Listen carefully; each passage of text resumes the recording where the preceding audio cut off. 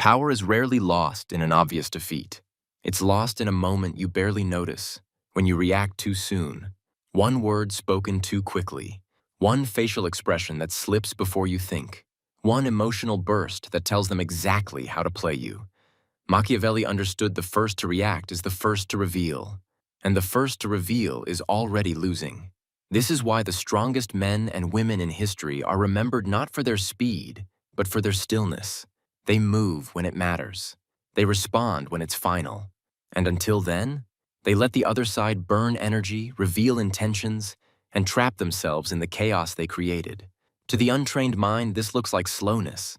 To the Machiavellian mind, it's warfare in silence. Human beings are wired to close loops.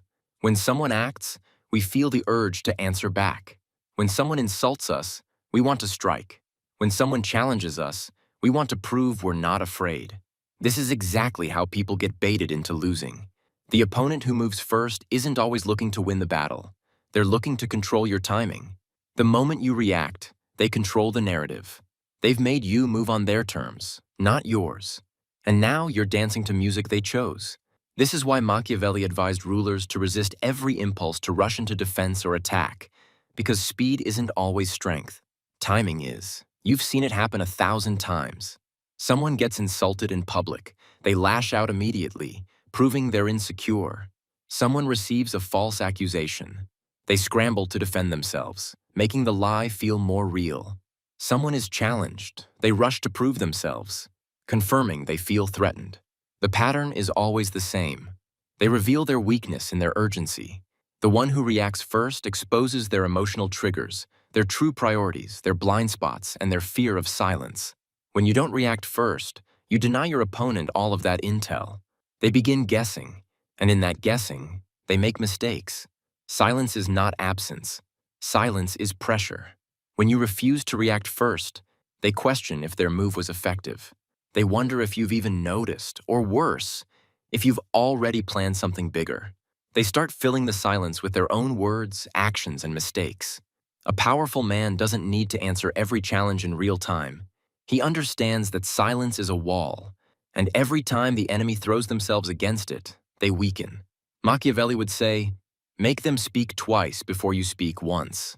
This doesn't mean never act. It means act when the cost to them is highest, and the effort to you is smallest. Inexperienced players see non-reaction as passivity. They think you're doing nothing. That's exactly what you want. When they think you're passive, they underestimate you. When they underestimate you, they take bolder risks. When they take bolder risks, they expose themselves. And when they've already spent their energy trying to provoke you, you strike, not as defense, but as execution. This is the predator's patience, the snake in the grass, the general who lets the enemy's army march in the wrong direction for days before blocking their retreat. You are not ignoring them. You are draining them. The man who reacts first is blind. He is acting on incomplete information. But when you wait, you see how they respond to being ignored. Watch who supports them and who hesitates. Catch their second move, which often reveals the real motive behind the first, and measure the temperature of the crowd. Are people with you, against you, or undecided? By the time you make your move, you're not reacting. You're calculating. And because your move comes after observation, it lands with precision. It feels inevitable, and it leaves no room for counterattack. Nothing is more unnerving than an opponent who doesn't flinch. Insults bounce off them. Threats dissolve in the air. Even victories against them feel hollow, because they don't show you their wounds.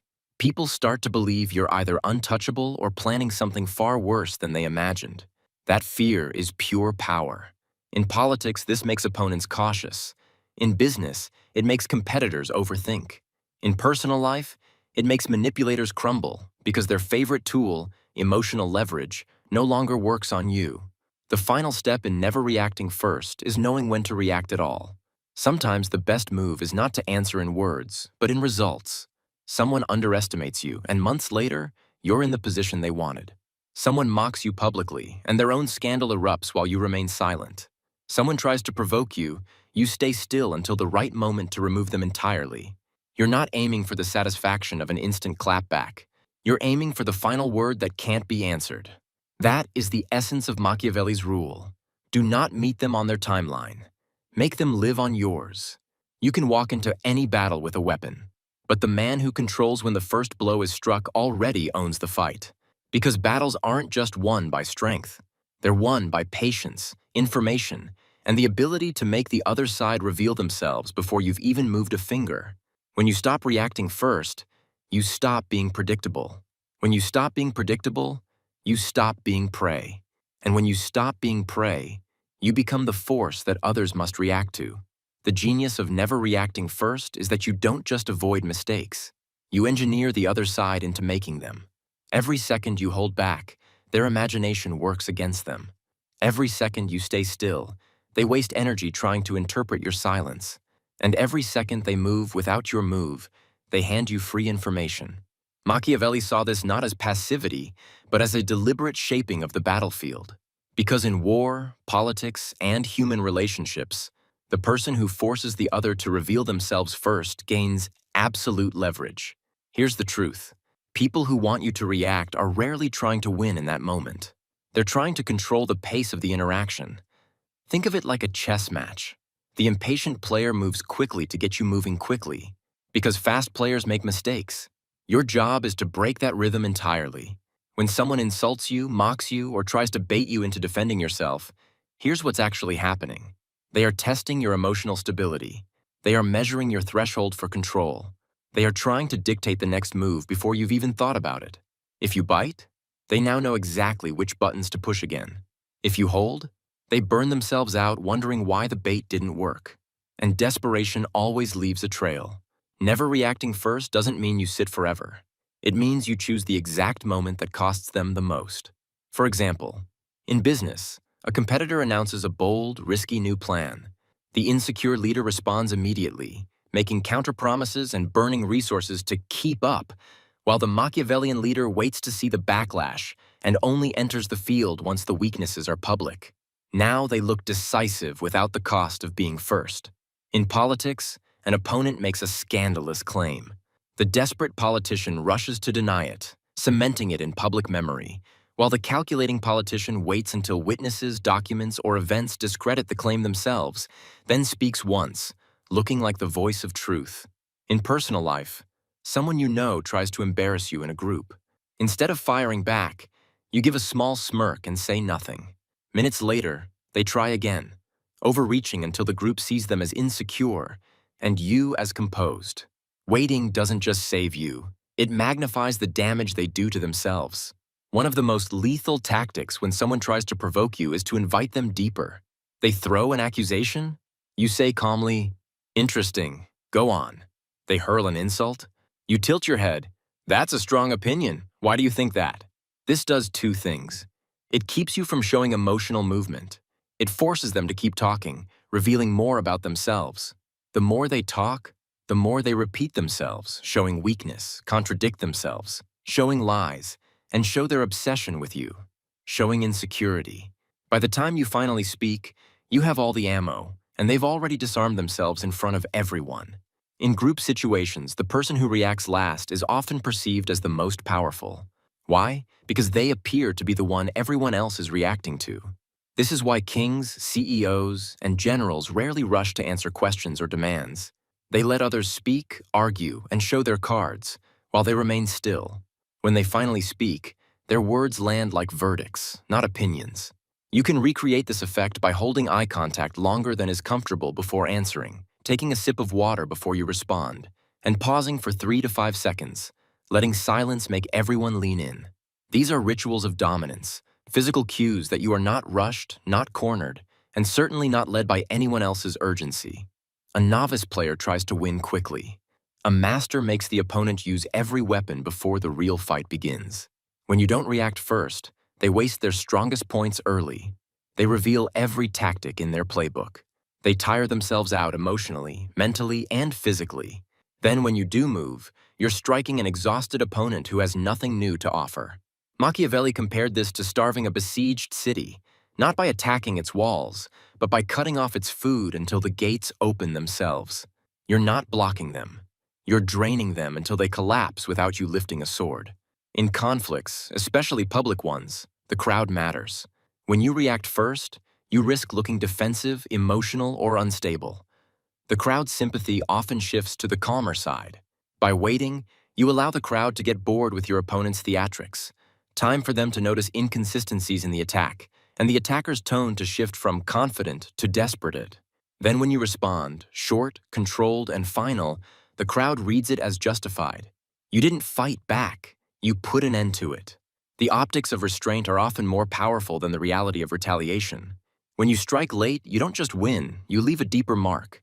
If you respond instantly, the other side gets closure. They see your move, adjust, and move on. If you wait, they live in uncertainty for days, weeks, months, wondering when you'll answer. Every decision they make is clouded by the question, is this the moment they'll hit back? That constant background tension erodes confidence faster than any single blow. Sometimes, the most devastating move is to never respond directly at all, letting their anticipation corrode them from the inside. The hardest part of never reacting first is killing the urge to prove yourself in the moment. Your ego will scream, "They can't talk to me like that. They can't get away with this. They'll think I'm weak if I don't respond." And that's exactly the thinking that keeps most people stuck in reactive, predictable patterns. The truth? The strongest power is invisible until it's used. And the strongest people are willing to be underestimated in the short term because they know the long term belongs to them. Machiavelli's rule is brutal in its simplicity. Patience is not weakness. It's a trap. Most people think never react first means you're just holding your tongue. That's the beginner's interpretation. The Machiavellian interpretation is far more lethal. You don't just wait. You use the waiting period to set traps. By the time you move, it's not a reaction at all. It's a premeditated strike that lands exactly where they're weakest. This is where the rule turns from self-control into weaponized patience. Your stillness doesn't have to be absolute. You can feed your opponent subtle misinformation without making any direct moves. Drop vague statements that make them believe you're unaware or uninterested. Agree casually with some of their points, so they think they're winning. Redirect conversations so they show more of their plan without realizing it. These aren't reactions because you're not addressing their actual move. You're bending the environment so they reveal themselves faster. It's the equivalent of a hunter rustling the leaves just enough to make the prey move closer, thinking they're safe. The most devastating retaliation is the one that looks like it was never planned. For example, someone undermines you in a meeting. You don't confront them. You don't defend yourself. You nod. Maybe you even thank them for their perspective. Weeks later, when a major decision comes up, you use the credibility you preserved in that moment to subtly block their proposal. And you do it so cleanly that no one connects it to the earlier slight. The lesson? Revenge served cold is not about time. It's about deniability. By separating the attack from the retaliation, you avoid looking vindictive. You look strategic. When an opponent thinks they've got you on the defensive, they often push harder than they should. Your lack of reaction makes them hungry for confirmation. They'll escalate publicly, emotionally, recklessly. They make bolder claims. They exaggerate their victories. They open themselves to scrutiny they could have avoided. You don't stop them. You encourage them, subtly feeding their belief that you're too intimidated to fight back. And when they've stretched so far that their footing is unstable, that's when you nudge, not push, just enough for them to collapse under the weight of their own excess. One of the great, underestimated powers of not reacting first is that other people will often fight your battles for you. When you resist the urge to defend yourself, allies have space to step in and speak for you. Observers begin to see the attacker as obsessive, and neutral parties become uncomfortable with the imbalance and look for ways to restore fairness. Machiavelli would remind you, influence is often strongest when it's exercised through others, not yourself. If you let the field play out, you'll notice that people start framing you as the composed, reasonable one, while the other side loses credibility without you lifting a finger. Manipulators survive on your reactions. They feed on the energy you give them. When you cut that off completely, they begin to wither. They lose the satisfaction of seeing you flustered. They lose the audience who enjoys the drama. They start questioning their own power over you. The longer you maintain this silence, the more it eats at them. Some will become desperate enough to self-destruct, manufacturing a bigger scene just to get any kind of response. And when they do, you own them, because desperation is the loudest confession of weakness. Sometimes your response should be so indirect that it doesn't even register as retaliation until it's too late. Let them think they've won. Let them believe you've let it go. Meanwhile, you build alliances quietly in the background. You remove their sources of influence one by one. You prepare a move so far removed from the original incident that they can't tie it back to you. When it lands, it will look like fate, not vengeance. And that's the beauty. They'll never be sure if it was intentional or if you were just lucky. That doubt will haunt them far longer than any obvious strike. If you can resist the urge to react, your opponent will often fill the silence with their own noise. They'll try to justify themselves before you've accused them of anything. They'll start making public declarations of victory while you've said nothing. They'll over-explain, revealing things you had no way of knowing. You can accelerate this by using passive invitations, a raised eyebrow, a faint smirk, a slow, deliberate look away. These gestures are bait, just enough to make them wonder what you're thinking, forcing them to expose themselves while you remain motionless. When you finally do act, the manner in which you do it defines how the entire story is remembered. If you're emotional, loud, or rushed, even if you win, you'll be remembered as reactive. If you're calm, decisive, and surgical in your move, you'll be remembered as inevitable. The greatest advantage of never reacting first is that when you finally make your move, it feels less like a response and more like a conclusion the world saw coming. That's when power stops being situational and starts becoming your reputation. The true endgame of never reacting first isn't just winning individual encounters. It's building such a solid, untouchable image that people stop trying to provoke you in the first place. When Machiavelli advised rulers to stay composed, it wasn't simply for tactical advantage. It was to craft an aura that says, "Nothing you do can move me." And once that reputation spreads, the battlefield shrinks. Fewer people take the risk of crossing you because they already know the fight won't go their way. This is the point where patience turns into prevention, where your stillness becomes a fortress. Human nature is addicted to patterns. People watch your behavior and try to predict your next move. If they can read you, they can control you. When you never react first, you break this cycle. You remove the tells, those little cues that give away whether you're angry, afraid, or pressured. The unreadable wall is not a blank mask, it's a controlled display. Your tone remains level no matter the provocation. Your body language stays loose but grounded. Your eyes never dart. They move with deliberate slowness. The result? People hesitate before making moves against you because they can't measure your readiness or intent. And hesitation is already a form of surrender. Power is not just about how you behave. It's about how others believe you will behave. When you consistently show no rush to react, people begin to self-moderate around you. They instinctively tone down their aggression because they know it won't earn the satisfaction of a dramatic reaction. This conditioning works quietly. The gossip avoids talking about you because your lack of response made it unprofitable. The competitor avoids cheap shots because they know you won't bite, and their effort will go unnoticed. Even allies begin to approach you with measured respect because you've set the pace for all interactions. The more this expectation solidifies, the less you need to defend yourself at all. There's a paradox here. The most dangerous time to act first is when you've built a reputation for never doing so. If you've trained everyone to believe you are purely reactive, then your chosen first strike is all the more devastating because it's unexpected. When you finally decide to initiate, it's interpreted as highly intentional. People assume the decision was built on deep intelligence, not impulse. The blow lands with amplified authority. A rare first move from a patient man shakes the ground far harder than constant aggression from a reckless one. Machiavelli would say, "Your rare actions will be feared because they are rare." There's a psychological trick in this game. People equate self-control with superiority. If they can't get you to react, they subconsciously place you above them in the hierarchy, even if they'd never admit it. The one who remains silent during chaos is assumed to have the bigger plan. The one who doesn't rush to prove himself is assumed to have nothing to prove. The one who can stand still while others panic is assumed to be in control of the outcome. Once people start thinking you're operating on a different level, they stop treating you like an equal opponent and start treating you like an unpredictable force. And unpredictable forces aren't challenged lightly. Sometimes, the most dominant non-reaction isn't staying silent in the room, it's removing yourself from it entirely. When someone tries to bait you in person, online, or in a public arena, walking away without acknowledgement sends a brutal message. You're not even worth my time.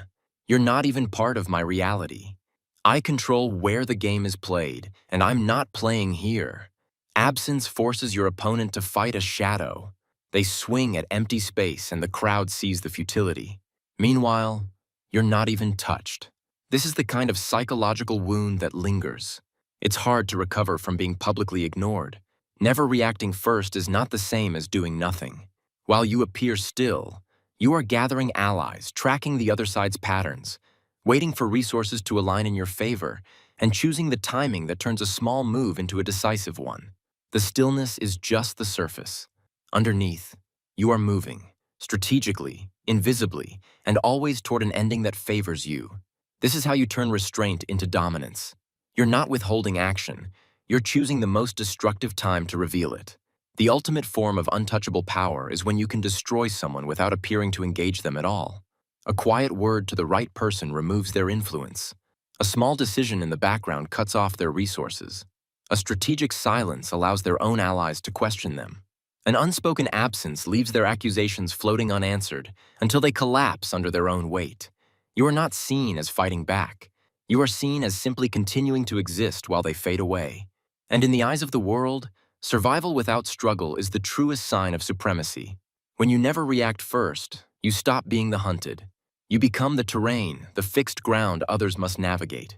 The more you master this, the more people will measure their every word, every move, every challenge against the possibility of your eventual response. And that fear, that constant calculation in their minds, is worth more than any single victory. Because by then, you've stopped playing battles. You've started shaping the entire war, and in that war, you win before the first move is ever made.